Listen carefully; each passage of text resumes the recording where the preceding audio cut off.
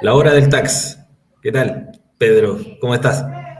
Bien, ¿y tú, Eduardo? ¿Qué cuentas? Bien, también. Todo muy bien acá en Santiago. Sí, otro fin de semana que nos juntamos a conversar de impuestos y lo que pasó en Sí, la semana en el ámbito tributario.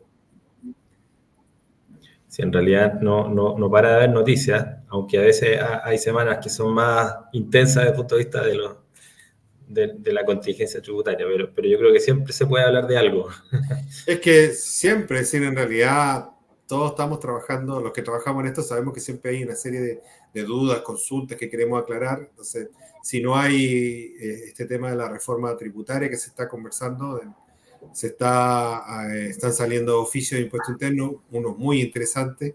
Entonces, Sí, y que se discute en el ámbito interno nuestro, la parte tributaria, y que es bueno traerlo y conversarlo, analizarlo, verlo desde otro punto de vista, o quizás, mira, si no vamos por este lado, o buscamos por esta alternativa. Así que siempre vamos a tener temas, aparte de los temas que nosotros estamos proponiendo como temas principales.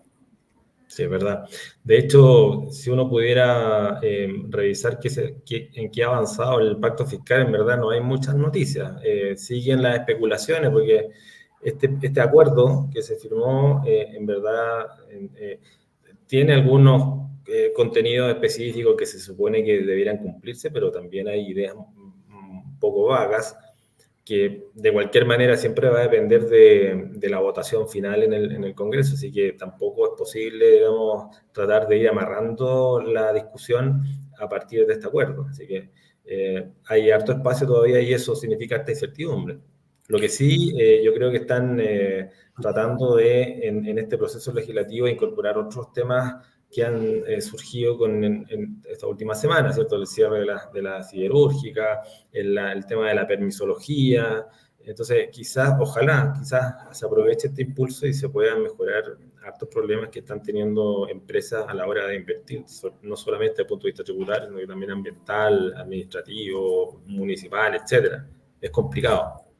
Sí, es decir, uno lo ve en la práctica porque está asesorando empresas día a día y ve que hay por ahí, bueno, igual un poco la economía no despega como quisiéramos. Los últimos índices no son muy satisfactorios. Es decir, quisiéramos que creciera un poco más. La inflación ya como que está un poco controlada. Este mes otra vez volvió a subir más de lo esperado. Ya vamos para el 4,7 a final de año. Entonces, todo eso genera como temores de hacer inversiones y los permisos son muy largos, es decir, nosotros aquí estamos en la región de Magallanes, donde se están presentando ya los primeros proyectos de hidrógeno verde, que son de largo aliento, son proyectos no solamente a 5 o 10 años, son a 15, 30 años, muchos proyectos, donde hay que hacer inversiones significativas y que van a traer cierto, ¿cuánto se llama?, beneficios a largo plazo para la región. El tema es que en elaborar un proyecto, ya una empresa se demoró 3 años en elaborarlo, ahora lo acaba de presentar a su estudio de factibilidad y ya se ve que ese propio estudio, digamos, la autorización de ese proyecto se va a demorar más de un año. Entonces, ya llevamos 5 años, 4 o 5 años que la empresa está haciendo el proyecto. Y entre medio salen ¿cómo se llama?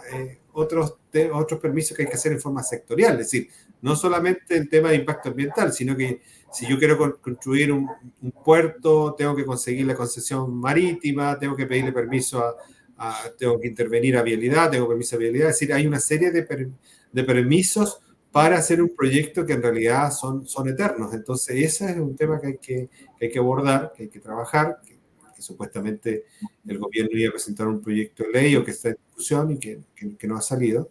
Pero el pacto fiscal avanza lento porque hay algunos temas que llegaron a acuerdo, pero hay otros temas que hoy día supuestamente están trabajando los técnicos. Ya en Sí. aquellos que no llegaron a acuerdo y que deberían llegar de aquí a fin de mes. Entonces todavía nos queda un largo trayecto para ponerse de acuerdo en la Cámara del Senado. Sí. No sé si hoy o estos días hubo un congreso, un seminario en el Colegio de Contadores, parece que tú participaste. ¿Qué Sí, yo, se dispara ahí entre ese gremio?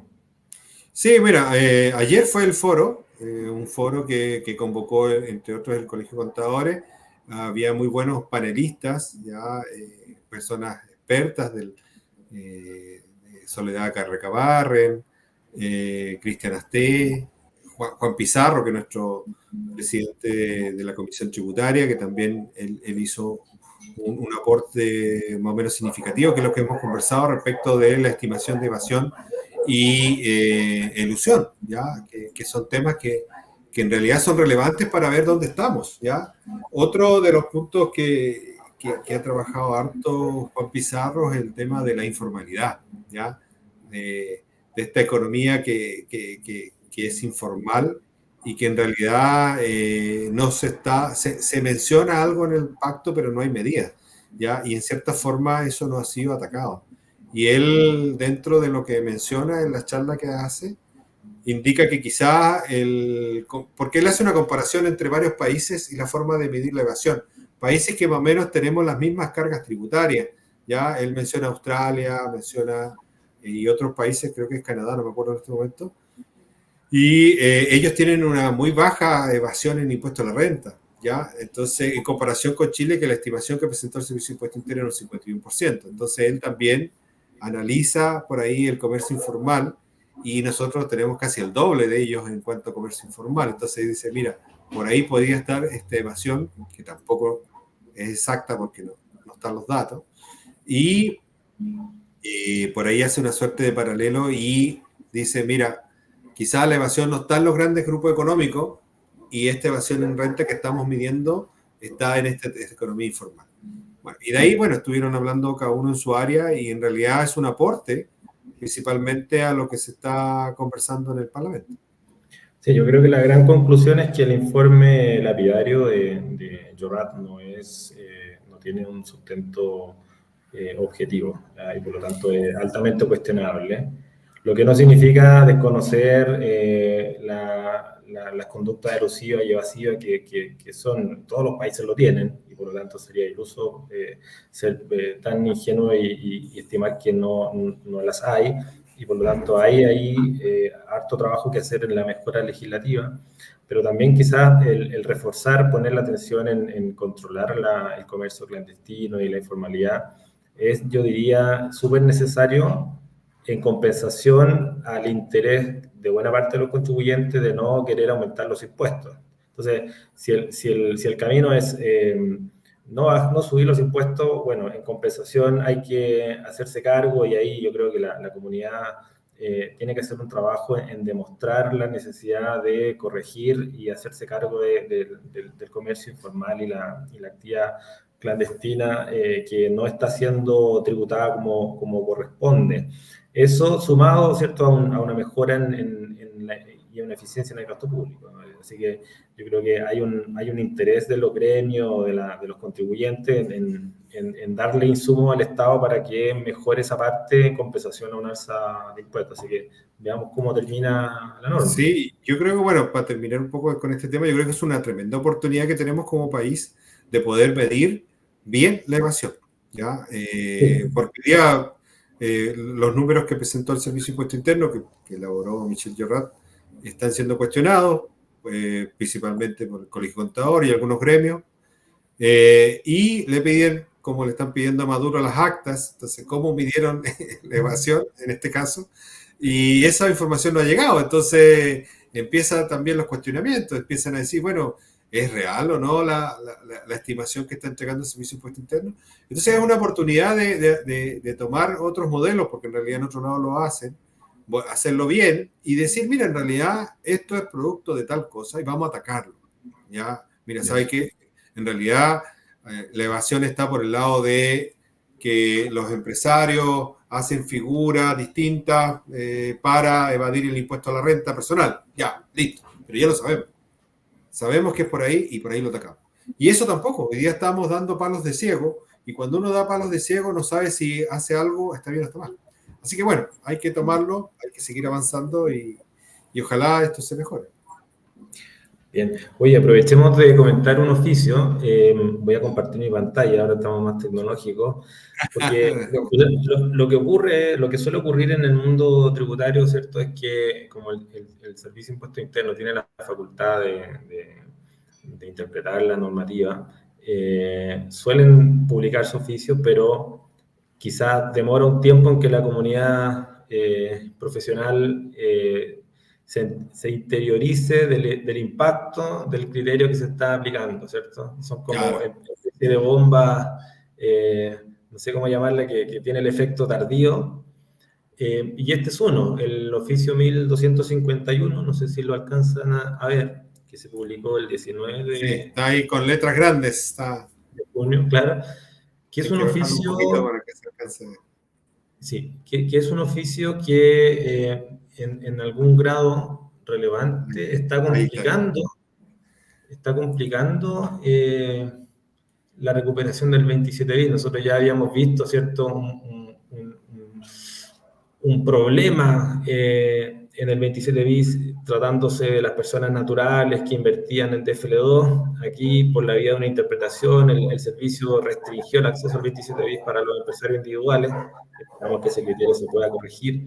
Pero ahora este oficio también vuelve a complicar el beneficio del artículo 27 bis, tratándose de proyectos de largo aliento, proyecto en este caso que era de energía alternativa, hidrógeno verde.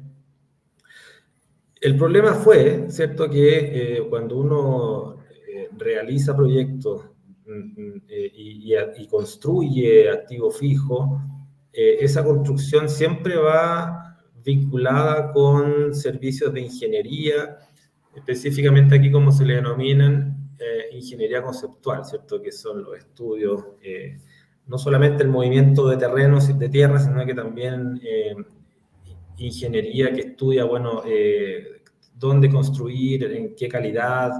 Eh, Aquí en el ejemplo ponen, ¿cierto?, estimaciones de Sí, inversión, capacidades requeridas, ubicación, estudio de acceso de camino. Entonces, son intangibles, sin duda, ¿cierto?, pero que tradicionalmente siempre se pudieron vincular a un activo fijo, aumentándole el costo y, por lo tanto, habilitando por esa vía la recuperación del IVA por el artículo 27 bis. Este oficio parece complicar aquellas inversiones vinculadas con servicios, ¿cierto?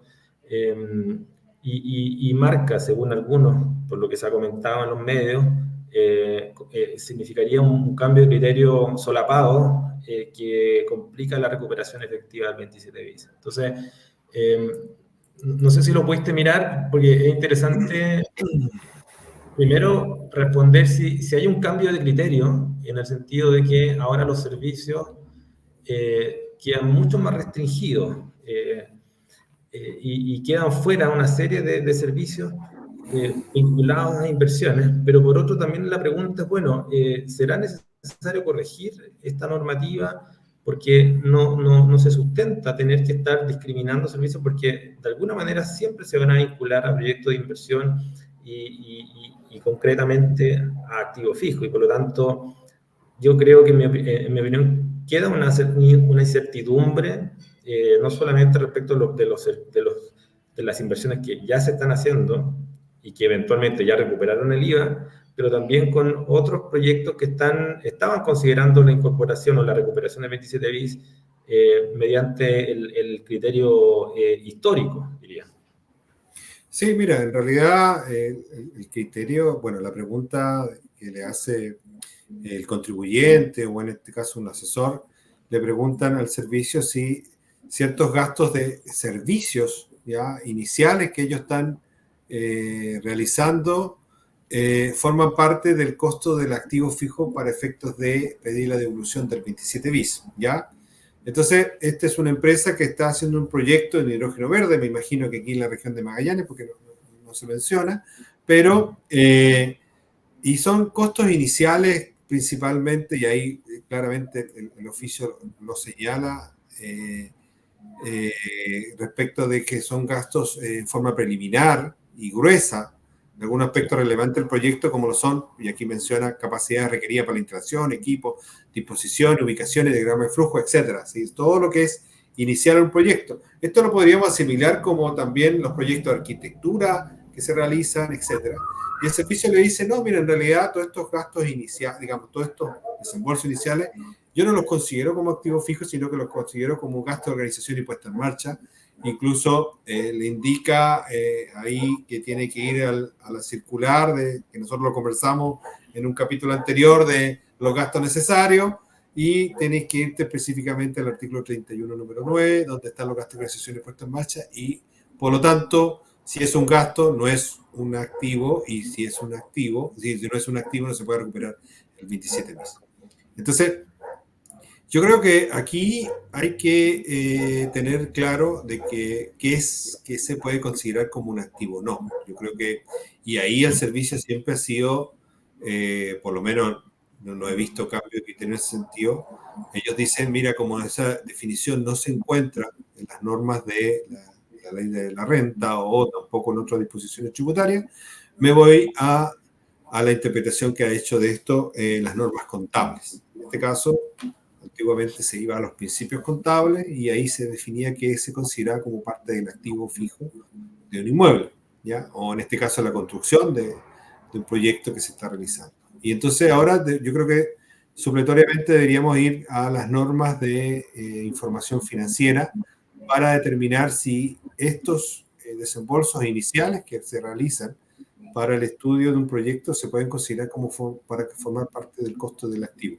Y yo creo que si las normas, que no lo alcancé a analizar antes de llegar al programa, pero si las normas lo permiten y permiten, el servicio no debería cambiar su criterio que ha tenido de que si las normas contables permiten que una partida sea considerada como activo, ellos cambien de criterio ahora respecto de esa concepción. Sí, mira, varias cosas a lo que agregas. Es súper importante. A ver, los oficios tienen un impacto muy, muy grande, la interpretación que hace el servicio. Y yo creo que hay un problema histórico de quizás no reconocer cambios de criterio en oficio, ¿ya? Quizás por una cuestión humana de no querer reconocer el error, pero le cuesta mucho al servicio reconocer cambios de criterio respecto de varios oficios, varios pronunciamientos en que sin duda estamos frente a un cambio, ¿ya?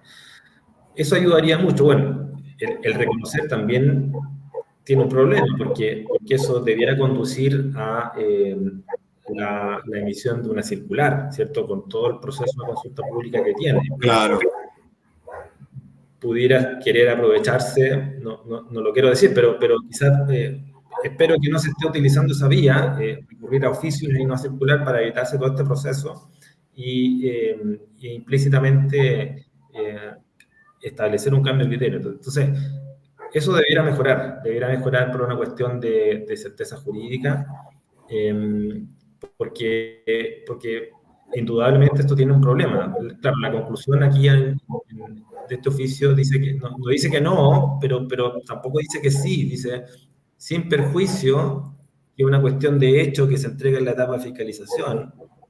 Le parece al servicio que los servicios de ingeniería conceptual no son de aquello. Entonces, quizás cuando el contribuyente esté tramitando su 27 bis, probablemente los funcionarios lean este oficio y se queden con el que no se puede. Más allá de que pudiera haber un espacio. Entonces, eso es un problema que debiera ser corregido.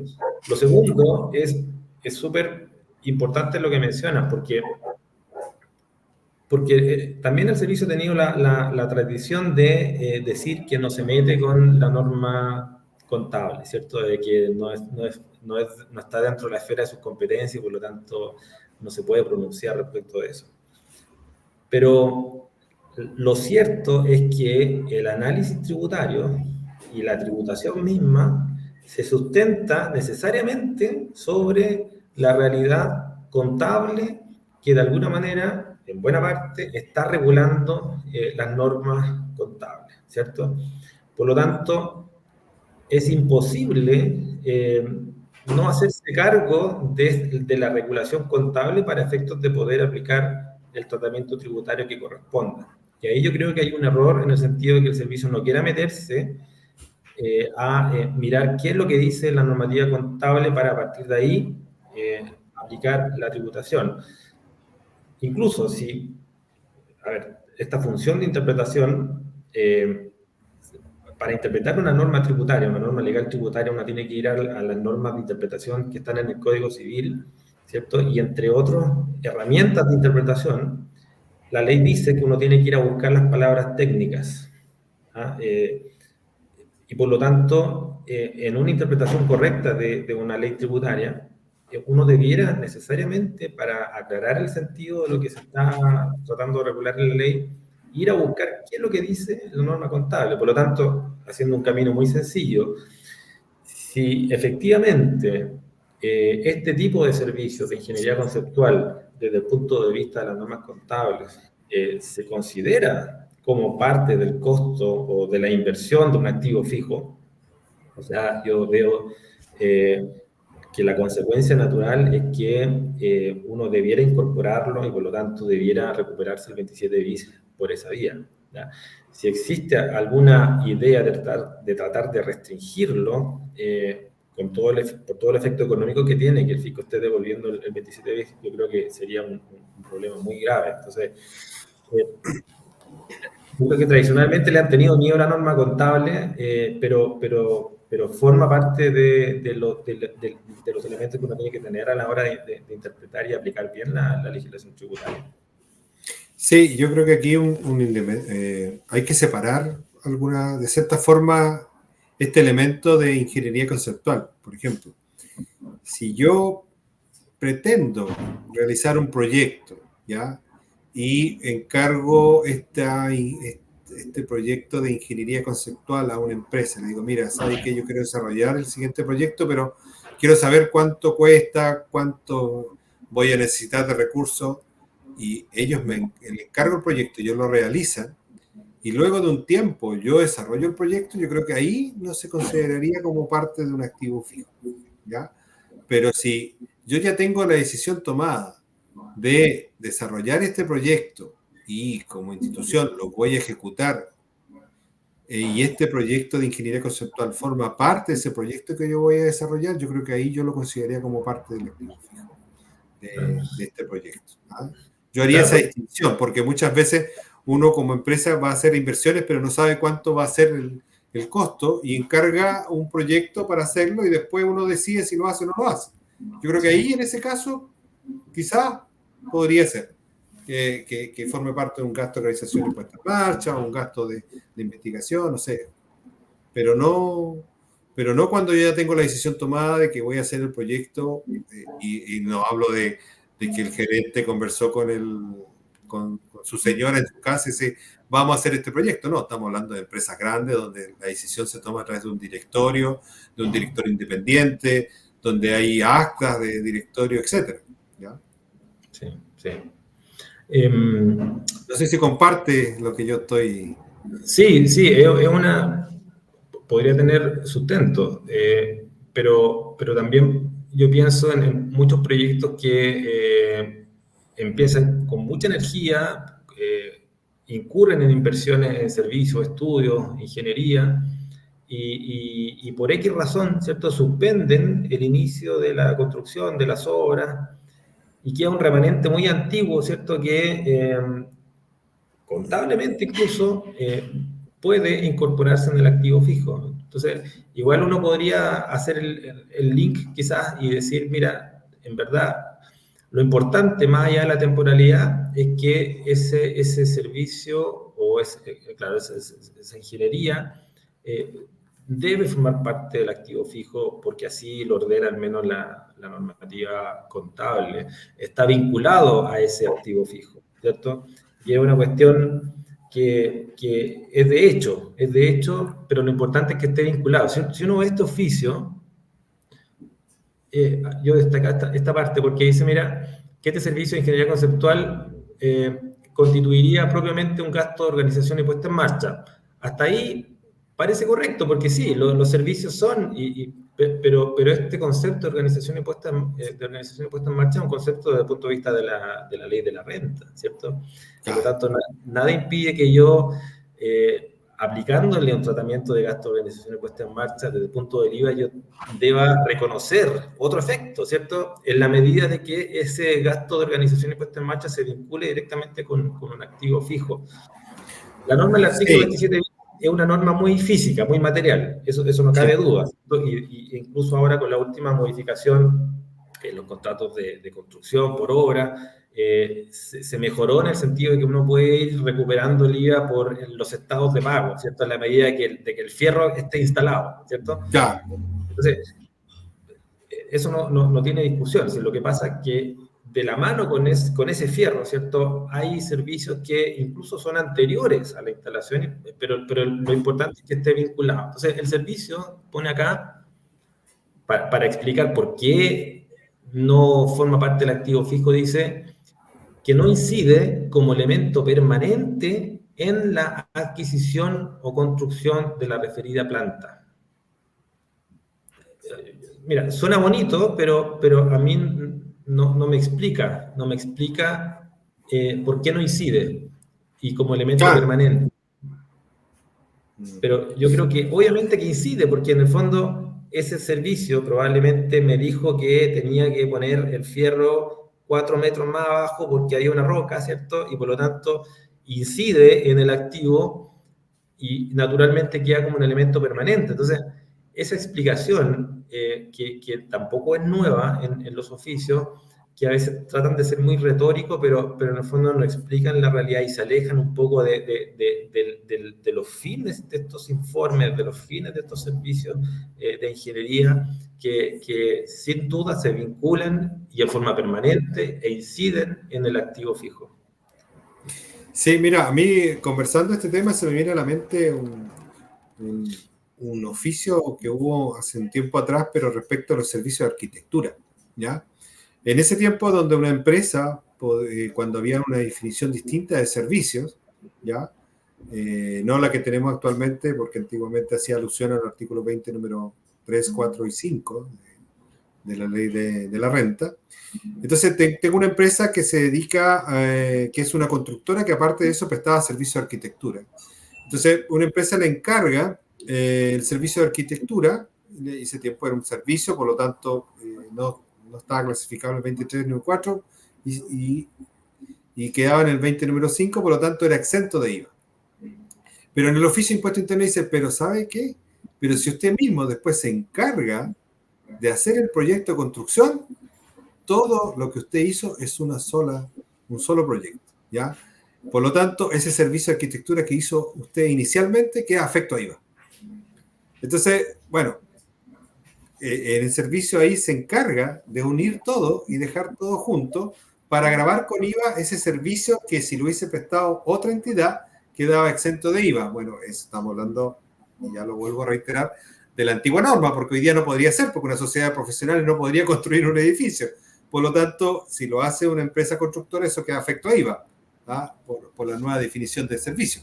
Pero esa era la concepción que tenía antiguamente el servicio. Mira, si todo forma parte de un solo proyecto, todo forma parte de lo mismo y por lo tanto queda todo afecto a IVA. Si todo esto forma parte de un solo proyecto, ¿por qué lo dejo fuera de la definición de activo fijo si va a ser un solo proyecto? Cierto. Por eso yo hago la distinción de si hago un estudio para determinar si voy a hacer la construcción, sí, puede ser un gasto de organización, puede ser un gasto de arquitectura, un gasto general, etc. Pero si forma parte de una decisión que ya tomó la gerencia de construir, necesito este proyecto para determinar los costos, la forma de trabajar, yo creo que debe formar parte del costo de construcción del activo fijo. Mi opinión, bueno, que no sé si es la misma que tiene el servicio. Claro. Ahora, como punto aparte, nomás que o como inciso, como dicen los españoles, que esta norma especial de los gastos de organizaciones puestas en marcha son bien especiales, porque dice que hasta en 6 ejercicios, creo, si no me equivoco. Sí, 6 ejercicios. Pero uno lo puede... Pero uno lo puede sacar en 1, en 2, en 3. Uno solo. Y por lo tanto, es una norma que incluso más conveniente desde el punto de vista de la norma general de percepción, de esa correlación de ingresos-gastos, ¿cierto? Exacto, uno lo puede llevar inmediatamente a gastos. Si uno, por ejemplo, hace un proyecto de construcción de una planta de hidrógeno verde, ese proyecto se va a depreciar en 50 años, 40 años desde el punto de vista tributario, ¿ya? Pero si esos gastos iniciales, que a mí me imagino que deben ser muy significativos, los puedo llevar inmediatamente a gastos, si el servicio me está diciendo que son gastos de organización impuestos máximos. Sí, sí. Bien, comento finalmente que hay en el diario El Mercurio Legal apareció una columna de un colega que se llama Eric Donoso, que comentó críticamente este oficio también y se dio el trabajo de citar estos oficios anteriores que contrastan con este que comentamos. Habla de uno de movimiento de tierra, que en el fondo es mucho más desvinculado en principio que este de ingeniería conceptual y hace el contraste y es súper interesante. Entonces, yo creo que es súper útil que en el fondo estos comentarios, estos videos ayudan un poco a aclarar la película. Otro ejemplo, en el Poder Judicial no se podían ver las carpetas, los expedientes de las causas tributarias, ¿ya? Cuando eso no tenía ningún sustento legal en la Corte de Apelaciones y la Corte Suprema. Entonces, justo con el profesor Jaime García, nosotros publicamos una columna también en el Mercurio Legal hace unos meses, y esta semana la Corte Suprema modificó el autoacordado que establecía este criterio, digamos, cuestionable. Así que, claro, hay un tiempo todavía en que no se va a poder tener acceso, pero no sé, queremos creer que fue de alguna manera por el reclamo que se hizo, se publicó, ¿cierto?, con argumentos, y ese trabajo uno también lo tiene que hacer como asesor. Es importante tomar este conocimiento que quizás es tan críptico para muchos, pero en el fondo va sirviendo para destrabar una serie de problemas que se van generando con el tiempo. Sí, es importante entregar este tipo de opiniones, comentarios. Yo sé que tú siempre generalmente estás ahí haciendo publicaciones en los medios respecto de estos temas súper interesantes y que de alguna forma quizás los contadores no lo ocupamos tanto porque en realidad nosotros somos más prácticos, usamos más los impuestos internos más que los tribunales, las jurisprudencias tribunales, cuando en realidad ellos son los que finalmente son los que toman las decisiones y son los que cortan en este tema tributario. Pero es significativo. Y justo ayer el profesor doctor Jaime, sacó un pequeño video para indicar que el servicio echó pie atrás en este tema de que había bloqueado a un contribuyente vía un recurso que él presentó y ya ahora ya el contribuyente puede ingresar a la página de servicio y le autorizaron documentos tributarios. Entonces, era un tema que conversamos la clase pasada, digamos, el programa pasado, y que está latente y que el servicio, qué bueno que haya echado pie atrás en ese tema de bloquear a los contribuyentes para que no pudieran emitir documentos. Perfecto. Pedro, entonces, si te parece, continuemos con los derechos del contribuyente. Nosotros habíamos empezado el episodio anterior mencionando el artículo 8 bis, que es cierto que establece una serie de derechos, que son 19 numerales. 19 numerales. Claro, alcanzamos a ver los principales. Entonces, como repaso, quizás es importante tener en la cabeza, ¿cierto?, que esta relación con el fisco no es una relación tan horizontal como uno quisiera, ¿cierto? Tienen un poder importante y por lo tanto el legislador tuvo que reconocer ciertas garantías para que en el caso de que sean infringidas los contribuyentes puedan reclamar ante el propio servicio o incluso ante los tribunales de justicia. Y por lo tanto siempre es importante analizar el alcance de estos derechos. Si uno ve esta lista, claro, hay derechos que son súper claritos de entender, ¿cierto? La atención, los certificados, pero también hay otros derechos que son un poquito más interpretables, que quizás no se deducen fácilmente. Y eso ha generado quizás la necesidad de ir precisando en qué consiste. Por ejemplo, quiero mencionar aquí la ley dice que cualquier actuación del servicio, sea o no procedimiento, tiene que tener un plazo de término. Y eso es importante recordarlo siempre. Hay muchos procedimientos que la ley llama que no son fiscalizaciones, ¿ya? Todo lo que tiene que ver con el artículo 33, con el artículo 60, el servicio estima que no son fiscalizaciones, pero eso no significa que no deban tener un término. Y además, es bien discutible si es que se trata o no de una fiscalización, porque ¿qué es una fiscalización? No es otra cosa que una revisión de la situación del contribuyente. Entonces, existen algunos procedimientos que al inicio el contribuyente no tiene conocimiento de cuándo va a terminar. Y ese me parece que es un derecho que uno debiera reforzar, porque es importante saber cuándo termina. Cuándo termina, y no solo eso, porque hay otro derecho del contribuyente que le permite pedirle al servicio una certificación de que no existen gestiones pendientes respecto de la materia, impuesto y periodo que se ha revisado. ¿Ya? Por lo tanto, en cualquier inspección, en cualquier revisión, el servicio primero tiene que notificar, segundo tiene que informarle qué es lo que va a revisar, ¿cierto? Y ahí hay varios problemas. No siempre el servicio informa qué es lo que está revisando. Pero además tiene que informar cuándo termina y está al final el derecho que lo tiene que solicitar el contribuyente para que le certifiquen que no existen gestiones pendientes. Y eso le va a servir también para hacer valer otro derecho, ¿cierto? De que el servicio no vuelva a revisar lo mismo una y otra vez, ¿ya?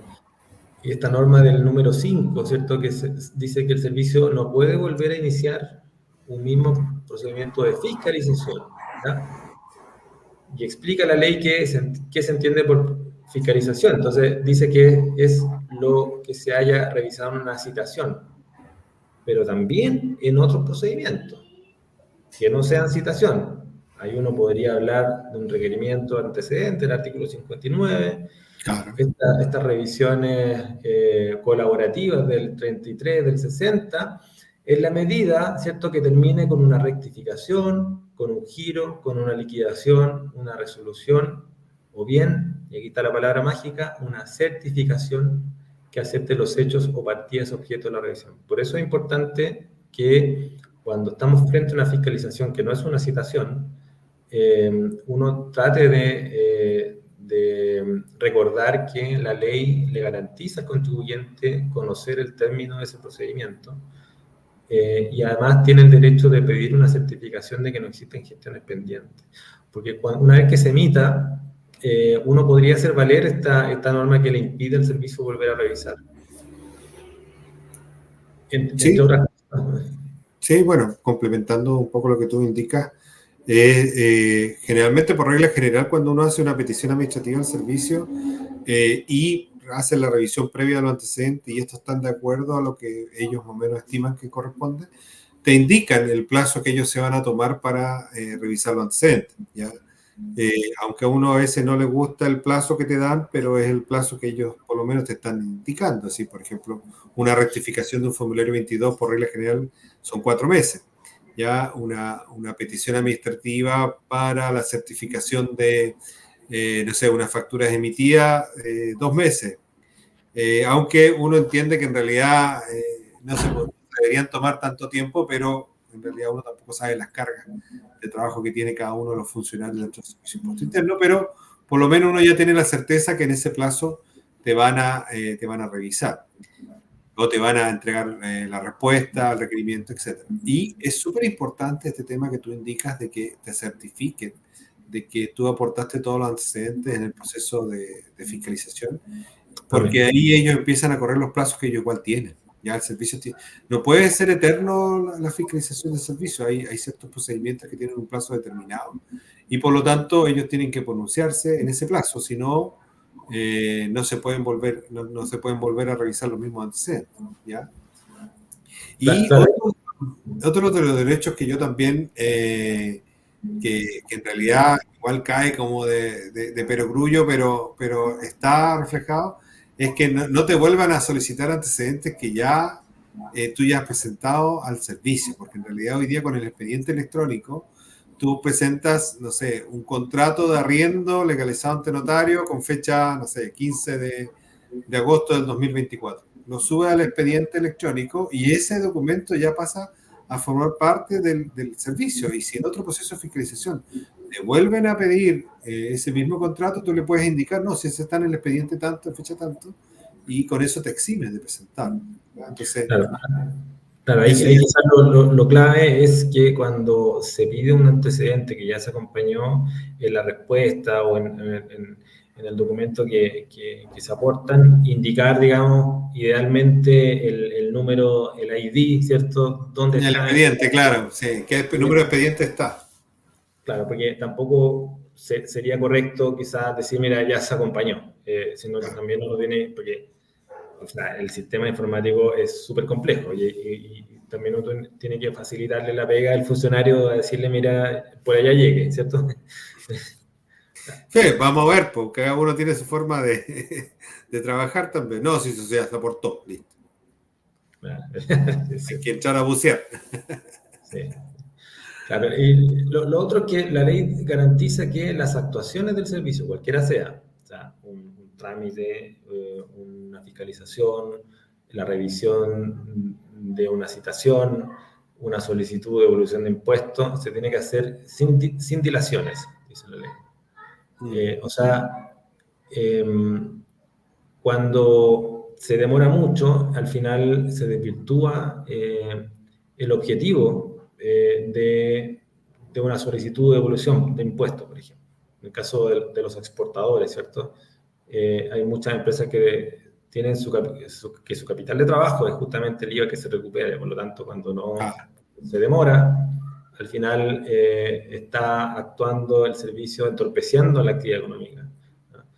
Y por lo tanto, eso no significa que todo tiene que estar en primer lugar, pero sí tiene que ser un plazo razonable, sobre todo en aquellos procedimientos en que no se establece un plazo, como el caso de la citación o mm. el caso máximo de la recopilación de antecedentes, una solicitud de devolución de impuestos, etcétera. O el giro de una liquidación que habíamos conversado en capítulos anteriores.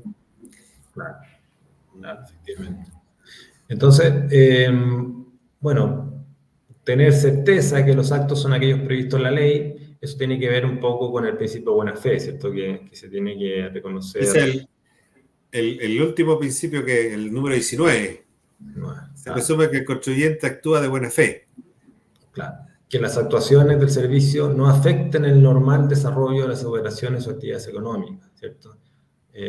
Y eso no solo está pensando en que si es que el funcionario va a ir a revisar las oficinas de un contribuyente, tenga que agendar la hora, eso se hace. Hay una Claro. diferencia ahí. Está pensado más bien que quizás hay fiscalizaciones que son tan complejas, tan demorosas, que hace que el personal de la empresa que se dedicaba a las ventas, que se dedicaba a la facturación, a la contabilidad, termina concentrado en juntar los papeles que está pidiendo el impuesto interno y eso hace que al final no puedan seguir vendiendo. Y eso no es un caso que sea excepcional. ¿Ya? Los procesos de fiscalización son procesos bien tensos, no solamente para los ejecutivos, sino que también para mucho personal de la empresa que se dedica a otra cosa. Entonces, cuando se torna complejo el proceso de fiscalización, el normal desarrollo de una operación o de una empresa está ahí complicado, ¿ya? Y eso pudiera generar eventualmente un problema de vulneración de derechos. Sí, por ejemplo, en el proceso de fiscalización, es común que ambas partes que están siendo fiscalizadas estén con un grado de tensión, porque uno, como fiscalizador en mi época, aquellos años, igual uno no sabe la respuesta que va a tener el contribuyente ante una fiscalización, especialmente cuando uno anda en terreno fiscalizando la emisión de documentos, ¿ya? Nos pasaba que algunas veces íbamos a algunos locales de atención nocturna, llámese discoteca, pub, etcétera, y la instrucción era que había que hacer un punto fijo. ¿ya? Eso sí, ¿qué significa? Que el funcionario se queda observando la emisión de los documentos en el momento y por un tiempo más o menos significativo, ¿ya? Entonces, eso genera estrés también porque la persona que está atendiendo, y que generalmente son muchos requerimientos, y ponte en el caso de una discoteca, Claro. 3:30 de la mañana, todo el mundo va a la barra a comprar algo para saciar la sed y deja la plata, a veces paga la tarjeta, a veces no paga y la persona tiene que estar atenta a que le paguen, a servir el... Entonces uno igual ahí se producen procesos de mucho estrés y que uno tiene que aprender a manejar, porque en realidad uno tiene que entender de que la persona quiere hacer su trabajo y la otra quiere fiscalizar. Entonces, todas esas cosas no tienen que entorpecer las funciones que realiza en este caso el Sí. comercial. Son muchas cuestiones de criterio también que en el fondo se pueden ir resolviendo in situ. El otro caso de las anotaciones, yo creo que ha generado harta Sí, discusión. En un principio las anotaciones era una cuestión que se defendía como un derecho interno del servicio de clasificar a los contribuyentes y eso afortunadamente incluso fue... le cambiaron el nombre, antes eran bloqueos, ¿ya?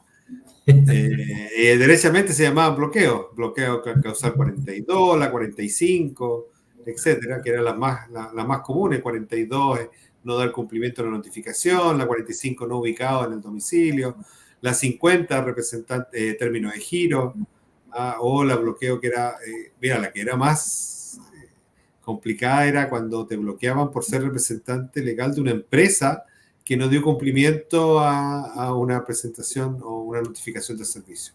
Porque con eso te bloqueaban tu root personal y al bloquear tu root personal bloqueaba a todas las empresas que tú representabas. Pero todavía Entonces, pasa algo de eso. sí, pero en menor medida, pero en ese tiempo era muy, muy doloroso.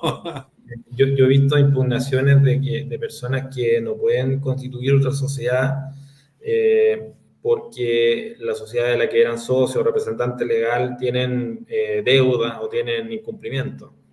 Y esa es Pero una... hoy día es más que nada que un aviso. Yo no he visto que te impidan realizar una iniciación de actividades, sino que te lo colocan como aviso. Por lo menos yo así lo he visto en la práctica. No sé cómo está ahora, no me ha tocado verlo más en la práctica.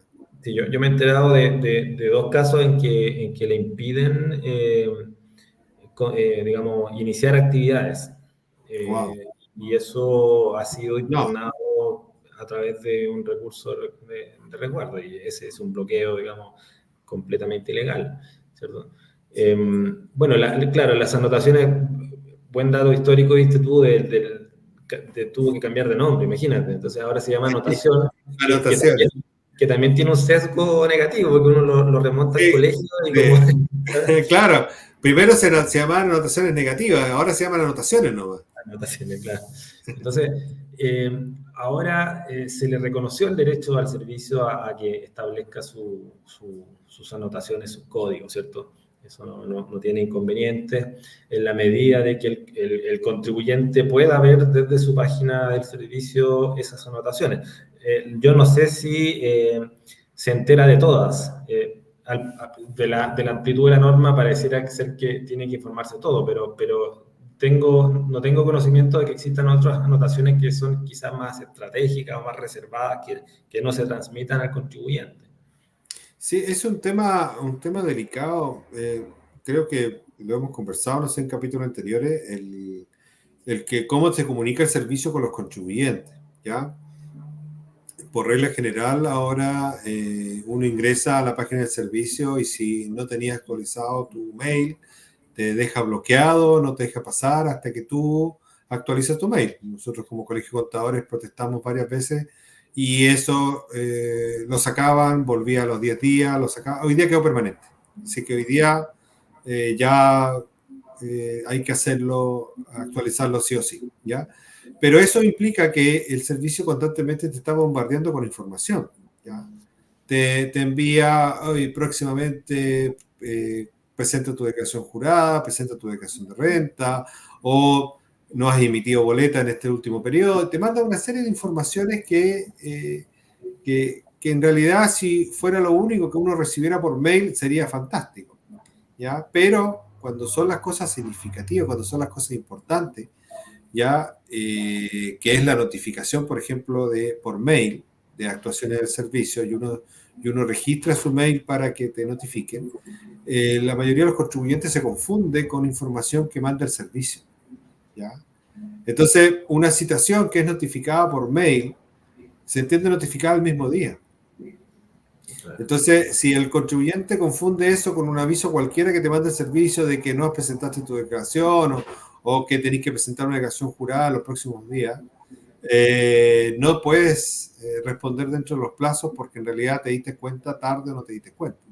Entonces, ¿cómo uno se da cuenta de las anotaciones que uno tiene en el Servicio de Impuesto Interno? Uno tiene que ingresar a la página del Servicio de Impuesto Interno e ir a la sección de anotaciones. ¿Ya? Pero si no, el servicio no te manda un mail, no te notifica, no te avisa. Sí, es súper importante. Salvo, perdón, que no te permita timbrar como pasó en el último tiempo. Claro, claro. Hay que estar ojo, claro, que no se vaya al spam. Ahora, yo creo que la recomendación es que uno informe la decisión de ser notificado por correo electrónico, porque facilita mucho la vida, ¿cierto? Ayuda un poco, pero en la medida de que uno esté atento al correo y no lo deje en el spam. Sí, o que no te bombardeen con diferente información, porque al final pasa a ser un mail más. Claro, sí, es verdad. Pero tampoco mandan correos así numerosos, son más bien las informaciones que aparecen en la página del servicio. No, sí, en época de operación renta, olvídate. Pero un bombardeo diario de información. Eso se podría comentar también. Lo hemos planteado Ahora, como colegio de contadores. Ya, o sea, ha tenido una entidad. Oye, ¿qué iba a decir? Claro, esta es como la especie de la lista negra de los bancos, ¿cierto? Las anotaciones. Entonces, la pregunta es si hay anotaciones. La que no debería existir. Claro, si hay anotaciones que no están publicadas en el boletín, no lo sé. Pero a ver, en general las anotaciones simplemente tienen una finalidad, ¿cierto? De poner algunas luces a la fiscalización, pero también una especie de recordatorio al contribuyente para poder ir revisando las cosas que tienen pendientes. Esa finalidad se entiende y es positiva. El problema es que hay ciertas anotaciones que restringen algunos derechos, ¿cierto? Que legalmente habilitan a hacer más dificultoso una serie de trámites, como la recuperación del IVA exportador, la emisión de boletas, la emisión de facturas, las condonaciones.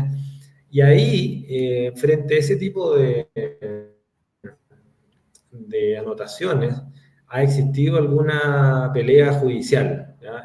Se han utilizado recursos de resguardo o de vulneración de derechos y ha existido alguna serie de sentencias que consideran que estas anotaciones, en tanto restringen o limitan una serie de derechos que tienen los demás contribuyentes, constituyen una especie de sanción anticipada. ¿Ya? Y eso es importante tenerlo presente, sobre todo tratándose de anotaciones que tienen que ver con procesos de recopilación de antecedentes, en donde el servicio recién está investigando si acaso existe algún antecedente que pudiera revestir carácter de delito, cuestión que si es que el director decide irse por la vía penal, recién va a empezar un proceso de investigación formal, por lo tanto, en esta etapa administrativa de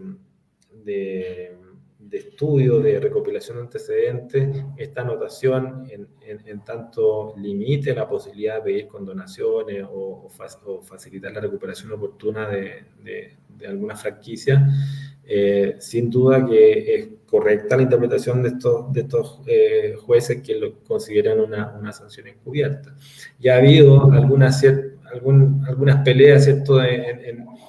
Por ejemplo, quizás no sentencias, pero también se suelen pedir como orden de no innovar, ¿cierto? La eliminación de esas anotaciones en tanto se resuelvan estos recursos. Así que es importante saber que hay anotaciones que no son neutras y que generan problemas en el presente, y que constituyen una especie de sanción anticipada. Sí, es importante que el servicio esté constantemente en contacto con el contribuyente si es que hay este tipo de anotaciones, porque, por ejemplo, nos ha pasado en el caso de contribuyentes que cuando hacemos el trámite de iniciación de actividades, siempre nos piden acreditar el domicilio. Y ahí, para acreditar el domicilio, tú tienes la posibilidad de subir un contrato de arriendo. Bueno, si eres propietario, sube la escritura donde indica que tú eres propietario. Si arriendas, un contrato de arriendo. O también puede ser un inmueble cedido. Y en ese caso, la autorización notarial de esa autorización. Y esos documentos se adjuntan en la iniciación de actividades. Pero nos hemos encontrado a veces con la sorpresa que en un proceso posterior el servicio te coloca una anotación indicando que necesita que tú le vuelvas a acreditar el domicilio. No entendemos en realidad por qué hay que volverlo a acreditar si ya se acreditó en la iniciación de actividades y si en ese trámite básico no podrías hacer la iniciación de actividades de una empresa de primera categoría y que va a emitir documentos tributarios. Entonces, ahí nosotros nos enteramos posteriormente de esa anotación. ¿Ya? Quizá, no sé, aquí habría que ver en expertos en desarrollo de páginas web, quizá un poco más amistosos los avisos que pone Impuesto Interno, porque a veces cuando tú tienes observar la declaración de renta, cuando tú ingresas el root y clave, te aparece error, y dice error renta, pero no te dice nada más. Entonces, tú tienes ya, como eres usuario habitual, ya sabes que la declaración de renta está observada, pero si tú no eres usuario habitual, ¿por qué te aparece ese mensaje si no lo entiendes? Entonces, ese tipo de comunicaciones tienen que ser mejor logradas o mejor realizadas. Claro, una mejor relación no solamente desde el punto de vista del funcionario y el contribuyente y su asesor, sino que también de los sistemas tecnológicos para efecto de poder informar de la mejor manera posible y lo mejor entendible, de la forma más entendible posible, las observaciones de manera que el contribuyente pueda ir a tiempo a corregir. Yo me acuerdo, o sea, claro, la idea es que uno tenga una relación. No es que uno tiene un fiscalizador de cabecera, ojalá nunca pase eso, pero en el fondo uno debiera tener una buena relación con su respectiva unidad. Yo me acuerdo que el año pasado fui con un contribuyente a la dirección de grandes contribuyentes, nos recibió Pablo Calderón, Don Pablo, Pablo que ahora está gran complicado de profesor. salud, y le Sí, mandamos le un mandamos un saludo saludo, sí, gran profesor. muy cariñoso a Pablo, que espero se recupere. Y él le comentaba a mi cliente, decía, usted debiera venir una vez al año a visitarnos, así como uno va al médico a revisar cómo está de salud, si hay que hacer un examen.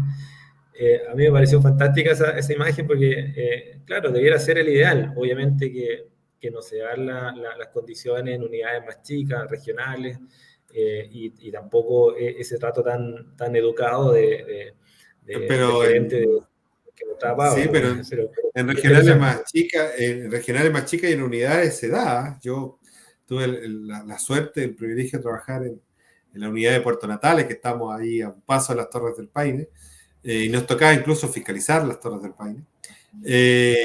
Claro, éramos 4 funcionarios del Servicio de Impuesto Interno y todo el mundo nos conocía y nosotros conocíamos a todo el mundo. Entonces, el trato era diferente, de distinto que me tocó una vez trabajar en la unidad de Ñuñoa, donde es súper despersonalizado.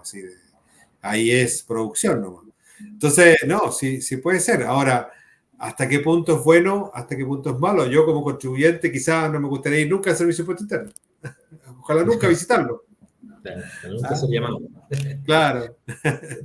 Claro, de Así. hecho, uno de los temores que acusa ahora la inteligencia artificial como instrumento al servicio de las administraciones tributarias es el tema de los sesgos, porque cuando el contribuyente incurre en algún incumplimiento, a veces el sistema no reconoce una especie de atenuante y entra en un loop de revisiones permanentes. Entonces, se ha advertido este problema de los sesgos.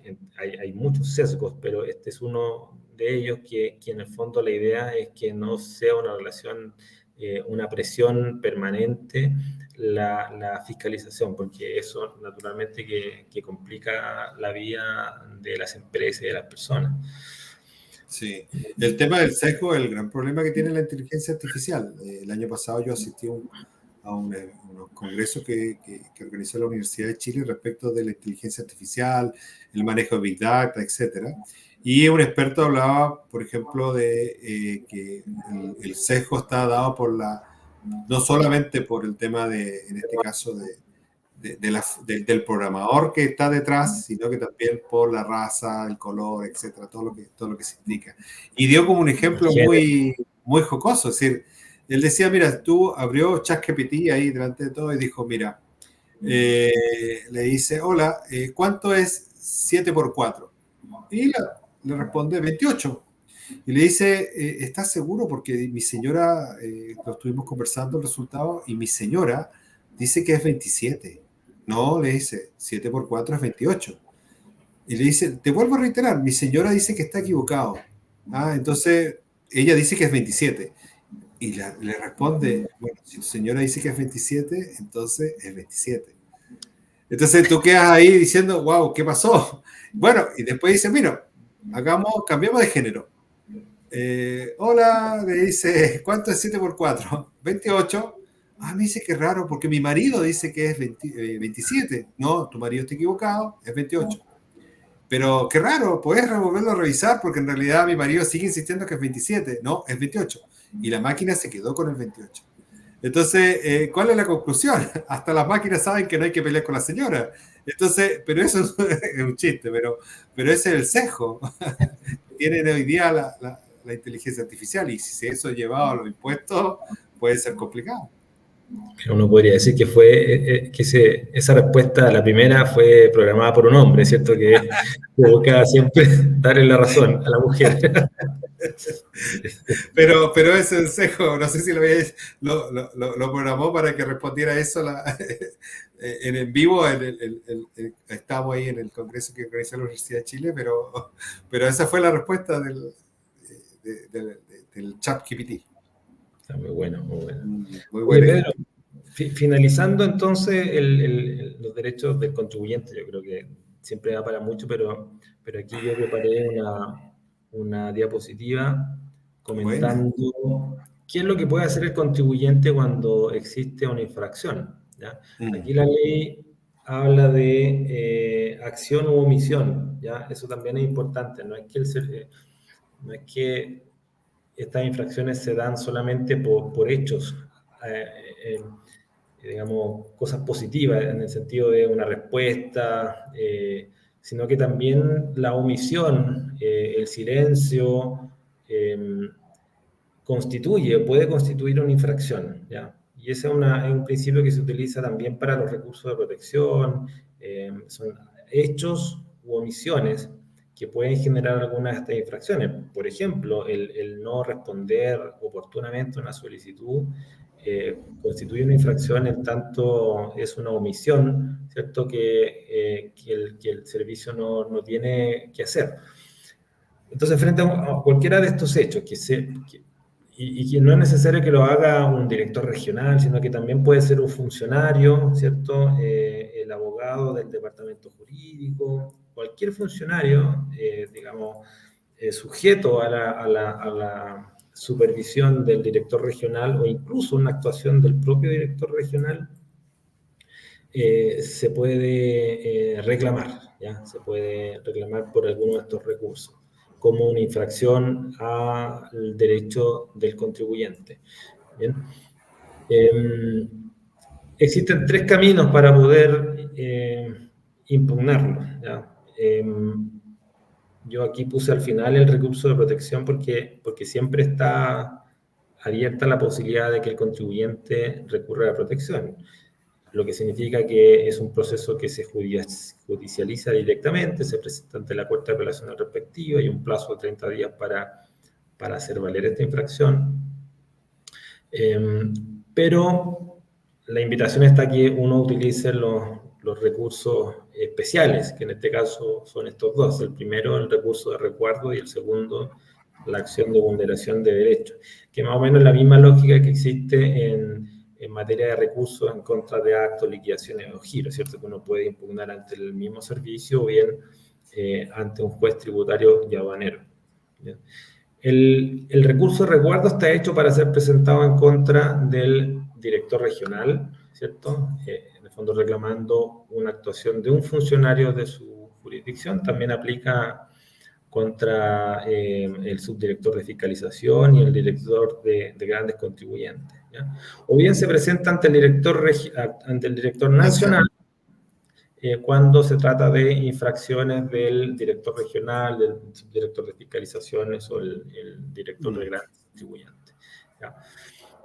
Es un recurso que se puede presentar físicamente, pero ya está la alternativa siempre de poder presentarlo en forma electrónica. De hecho, en la página del servicio aparece ya la alternativa de presentar un recurso de resguardo. Tiene un plazo de 10 días desde que se cometió la infracción, que son 10 días hábiles administrativos, de lunes a viernes, excepto los feriados. Tiene la virtud de que el servicio está obligado a resolver dentro de un plazo de 5 días, hábiles también, de lunes a viernes. Entonces, es un plazo corto para que el servicio se pronuncie, ¿ya? En principio, el servicio se pronuncia, ¿ya? Porque ha dicho en su circular que no es un plazo fatal y por lo tanto, si es que no resuelve dentro de 15 días, se entiende rechazado, ¿ya? Pero en la práctica resuelve estos recursos dentro de 5 días, ¿ya? Por lo tanto, y además, esa resolución que emita se puede impugnar, en este caso, ante la misma autoridad a través de un recurso de reposición, que es el típico recurso administrativo, o bien uno ya puede ir al juez tributario y aduanero, ¿ya? Entonces, ¿es buena esta alternativa, este recurso de resguardo? Sí y no. Sí, porque tiene un plazo corto de resolución, ¿ya? Pero quizás no es, y también es positivo porque uno todavía puede ir al juez tributario, no pierde la oportunidad. Pero también hay que tener en cuenta que hay ciertas infracciones que uno como asesor sabe que no pueden ser cuestionados por la vía de un recurso de resguardo. Imaginémonos un caso de quizás una interpretación del director nacional en un oficio, uno no, si se fiscaliza y se está aplicando ese criterio, uno no lo puede impugnar porque forma parte de una interpretación y a esa interpretación están sujetos todos los funcionarios del Servicio de Impuesto Interno. Por lo tanto, es poco probable que en un recurso de resguardo se pueda revertir, ¿ya?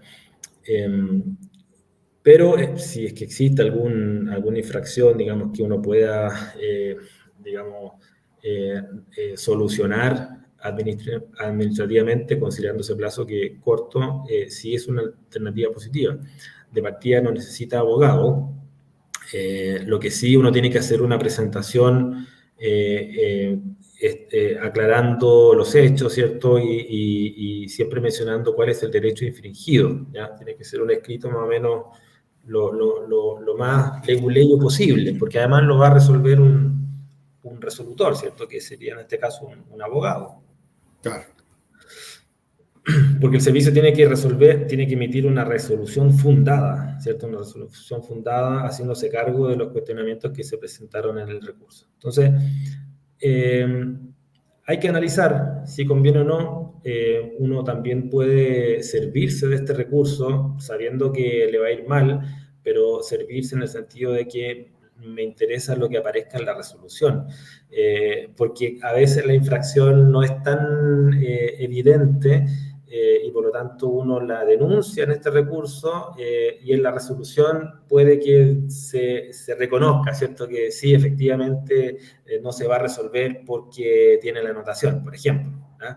Eso me lo dijeron así off, pero yo lo denuncié en el recurso y el recurso dijo, efectivamente eso ocurrió y el servicio tiene todo el derecho de no autorizar una devolución en tanto no se elimine la anotación. Estoy poniendo un ejemplo, ¿cierto? Entonces, tener esa respuesta en este recurso va a ser bueno porque yo voy a poder ir después al juez tributario y decir, mira, aquí está la respuesta más concreta de lo que yo pude recabar. El segundo recurso es el que, o sea, es para lo mismo, pero se le llama de otra manera, vulneración de derechos, se presenta ante el Tribunal Tributario y Aduanero de la jurisdicción que corresponde, ¿cierto?, del contribuyente, y tiene un plazo diferente, de 15 días, ¿ya? Pero 15 días contados de lunes a sábado, es un plazo judicial. Sí, plazo judicial. Se supone en su origen este recurso ante el juez tributario, que tampoco necesita el patrocinio de abogado, se supone que iba a ser un recurso rápido, pero se está demorando. El juez da traslado al servicio, se genera un término probatorio, hay un plazo para las observaciones a la prueba y un plazo para la emisión de la sentencia definitiva, pero supera con creces el plazo que tiene el recurso de resguardo. Por lo tanto, hay que considerar, en el fondo, cuál sería el camino más conveniente, considerando la demora que tiene este recurso de vulneración de derechos, pero quizás sea el único camino, sabiendo que el resguardo no va a ser la solución, así como tampoco el recurso de protección. Eso es lo que existe hoy para poder hacer valer alguna infracción a los derechos del contribuyente. Yo esperaría que con la reforma que se está discutiendo se mejore el proceso de resolución de la vulneración de derechos para que sea tanto igual de breve que el recurso de resguardo, porque eso ayudaría mucho más a que se puedan hacer valer infracciones y se vaya mejorando lo que de fondo se reclama por la vía de resguardo, pero que después no prospera. Sí, mira, en general, esto, no sé cuánto, desconozco estadísticas de la cantidad de recursos que se están presentando anualmente ante el servicio, pero yo creo que son recursos que se están utilizando, ¿ya?